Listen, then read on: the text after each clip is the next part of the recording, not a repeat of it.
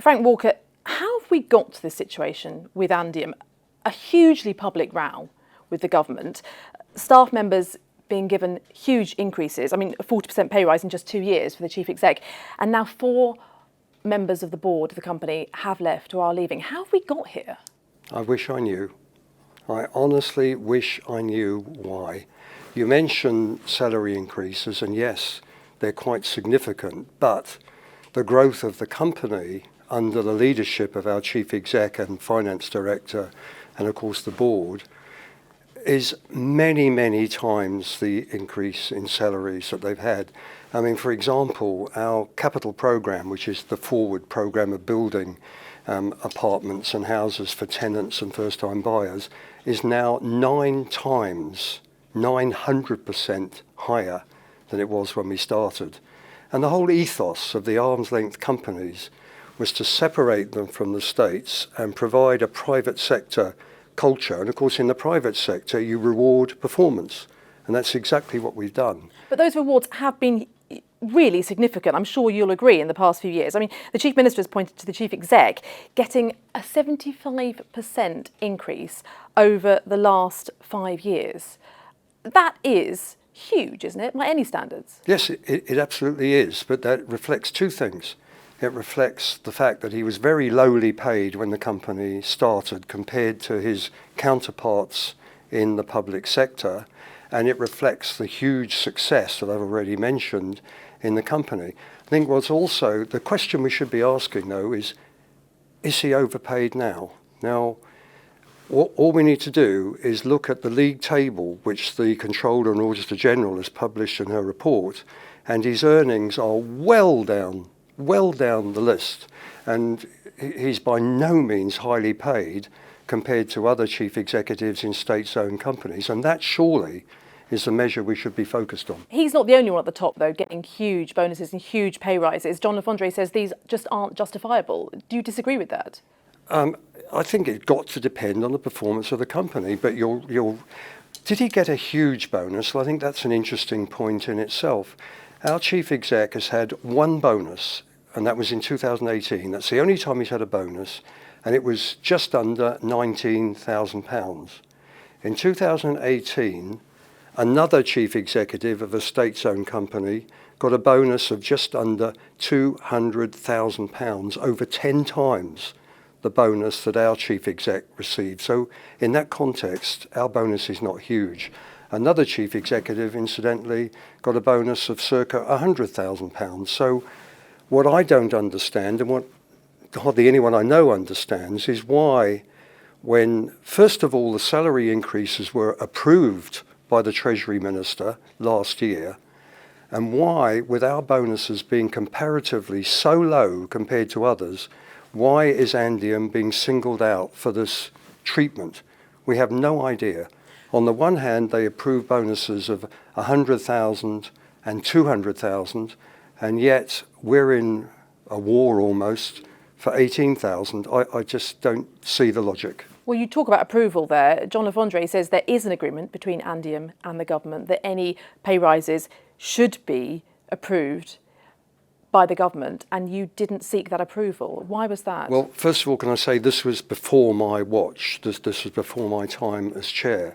But what, of course, the Chief Minister is not referring to, and it is clearly spelt out in the Controller and Auditor General's report, is that there was a meeting between the former chair and the then Assistant Treasury Minister, at which the former chair, our former chair, said, and it was agreed, that the company would adopt what's known as a median pay policy. Now, median pay policy is quite difficult to clarify, but it was based on very detailed research in the Jersey marketplace about what was an appropriate salary, and you get high, median and low. We opted for median. That was agreed at the meeting with the then Assistant Treasury Minister, and it was minuted, and that minute is in the public arena. It says very clearly, our then chair advised the minister, assistant minister, that we would be adopting a median pay policy. So to say this came as a total surprise, frankly, doesn't stack up. The Chief Minister, I think, is saying that there was and should have been an understanding that the specific pay rises of the Chief Executive, for example, should have been run past the government. Why do you think your predecessor didn't get that agreement? And do you think that was kind of a blatant breach of that agreement, even given this meeting? I think it was a technical breach for sure. But as the Controller and Auditor General does say, we did advise the Minister, and it doesn't matter whether it was the past Minister or the current Minister, we did advise them the policy that we were going to adopt. Would it have been better practice to send them letters or a letter individually? Yes, it would. I emphasise, and I'm making no criticism here, that was before my watch. But we're being accused of, in that context, a breach of governance. The breaches of governance by the Treasury over the 5 years we've been in existence have been many, many times that. The Treasury, for example, under the Memorandum of Understanding, which the Chief Minister has referred to, calls for them to respond to requests for information or a decision within 10 days. In the 5 years since the company was incorporated, I can remember them doing that once. And on many occasions, we've had to wait weeks or even months to get a decision. You can't run a business like that. And against that background, I well understand why those letters didn't go. You can't hang around for 6 months, 9 months, or whatever it is, waiting for a decision when you're running a company which is very proactive in the marketplace. You have got, as a responsible board, to take the best interests of the company as your overriding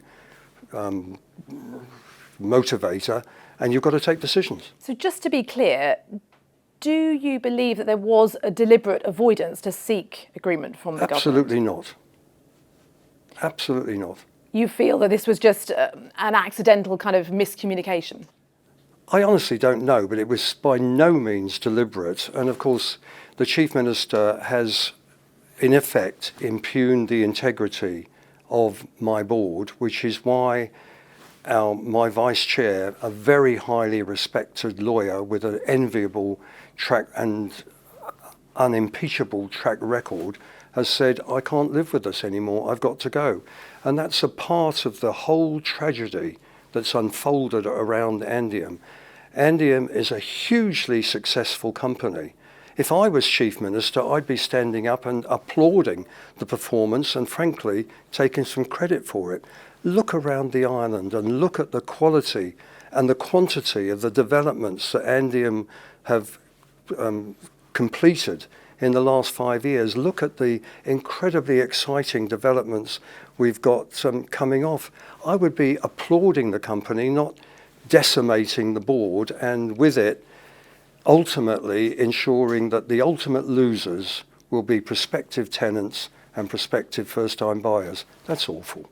You spoke of the Chief Minister and the fact that you feel that Andium Homes has been singled out. Yes. Do you feel that this is personal in any way? I don't know. I have no idea what the agenda is here at all. All I do know is that Andium has been singled out for unnecessary and unjust special criticism. And of course, the Chief Minister has made no comment about the failings of governance in the Treasury Department, whereas the Controller and Auditor General most certainly has. Her report makes no criticism of Andium whatsoever, but it's heavily critical of the government. Now, that's a sad position. I don't like being in a situation where the government is so open to criticism, but that's where we've got. And it's up to them now to get their act together. It'll be too late for me and too late for other members of my board, hopefully not too late for the company as a whole, but they've got to get their act together, and that's exactly what the Controller and Auditor General says. As you say, the Controller and Auditor General's report is out today. What's your views on it? I think it's a very fair and from our own experience, an extremely accurate report.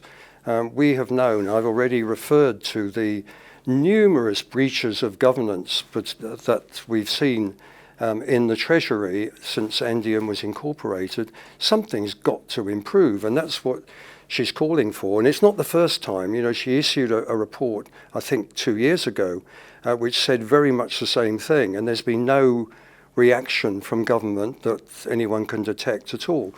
And probably interesting, we have tried, I personally have tried, and other members of my board have tried over the years. We've talked to Treasury ministers and others, and we've said, this isn't working well. This memorandum of understanding and our relationship, and I've mentioned already the lengthy delays in getting decisions or any response at all, the relationship isn't working. Let's sit down and let's try and sort it out. Let's move forward together in a productive and a proactive way. But absolutely nothing's happened at all. So you have raised this specific issue then with the government? Absolutely. When did you raise that? Oh gosh, on a number of occasions, going back some considerable time, and again relatively recently. And you said the pay policy isn't clear enough? No, it's not just the pay policy. The Memorandum of Understanding covers much, much more than the pay policy. It's the whole policy and the way it operates. And you know, what of course the government have tried to skate over, let's face it, they're deflecting or trying to deflect the massive criticisms of them in the Controller and Auditor General's report by focusing on Andium salaries. What they're not coming out and telling you, at least not in any proactive way, is the fact that a year ago we reached full agreement with the Treasury Minister and her Assistant Minister on the salary levels and the bonus. We reached full agreement, and the Assistant Treasury Minister very shortly afterwards went to the States and confirmed that. They've now reneged on that agreement, and along the way, bear in mind this has been going on for a year without us getting a decision from them. They've reneged on that agreement. They've also at different times sent us a completely contrary instruction which told us that we had to reduce the chief executive salary by circa £20,000. That would have had the board done that, that would have put the board in breach of the employment law of Jersey, and the board wasn't prepared to go there. Now that instruction has subsequently been withdrawn, so now still, more than a year after this whole discussion kicked off, we still haven't had a decision. How do you think the government should make its pay policy clearer for states' bodies? I think they've got to give that a lot of thought. Nobody is suggesting that there aren't differences between the different arm-length companies. I mean, Andium is totally different to Jersey Telecom or JEC, and it would be a really bad policy if they tried to have a one-size-fits-all structure, and I don't think they will. But I think they need to sit down with the boards of the various companies and discuss how to improve this whole governance situation, the whole way they manage affairs, if you like. They need to sit down, first of all, with the various boards and agree the best way forward. But one thing I do know, and we ourselves have been requesting it, is that the current arrangements are not working and they've got to be improved, and that's very clearly the big message behind the Controller and Auditor General's report. Where does this leave Andium Homes now? I mean, you've had 4 members at the top who are leaving or will be leaving. Who is going to be steering the company now? I can't envisage what the future for Andium holds. We do know that the government intends to parachute a new chair and possibly other directors into the company. Now, who they'll be and how they'll function, I don't know. What I do know is that the board has been decimated. 4 members of a 7-member board have gone or are going, and that's bound to cause disruption, bound to lead, I imagine, can't say for sure, but I imagine going to lead to delays in some of our hugely important building projects, and inevitably, if you get a delay, you get extra cost. That's, I think, inevitable. What I hope, because I care passionately for Andium and its executives and its staff, and not least our tenants. What I hope is that the new chair and whoever's on the new board will, as quickly as possible, get a grip on the situation, ensure that the unparalleled success record we've had to date doesn't get interrupted for anything longer than the minimum possible time, and they get on very rapidly with building the future for our prospective tenants and first-time buyers. We owe those people that. This should not be allowed to damage them to more than it already has. There are a lot of people in Jersey who depend deeply on the work of Andium Homes. 10,000 at the last count. It's a very significant number of people here in the island. How concerned are you about the effect that this will have on them? Well, I'm very concerned. I'm very worried, but I have to emphasise I don't know ultimately what effect it will have. And I really do hope, because Andium's far bigger than me, far bigger than the board, I really do hope that the new chair and the board can get to grips with the whole Andium project, hugely successful project, straight away. But that, of course, is up to them.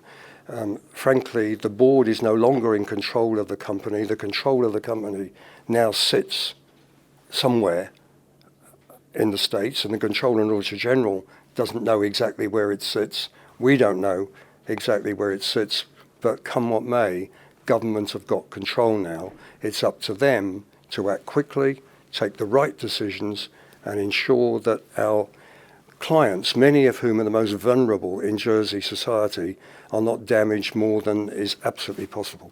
Yet there is a real risk, isn't there, that a lot of people's lives could be affected by this in the coming weeks and months?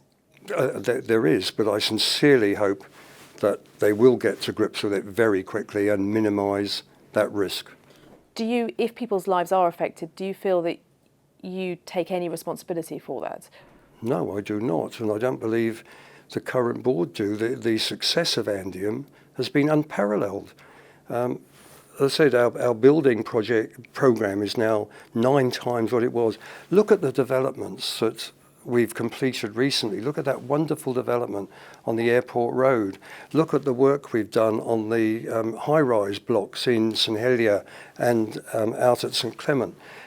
Look at the huge housing project underway currently at Samaray. We've transformed the social housing offering of Jersey, and we're intensely proud of that, and frankly bitterly resent the fact that it's all being pulled apart by a government for reasons of pure process, who seem to be paying no attention whatsoever to the results that the company have achieved and should have been able to go on achieving. Frank Walker, thank you very much indeed. Thank you.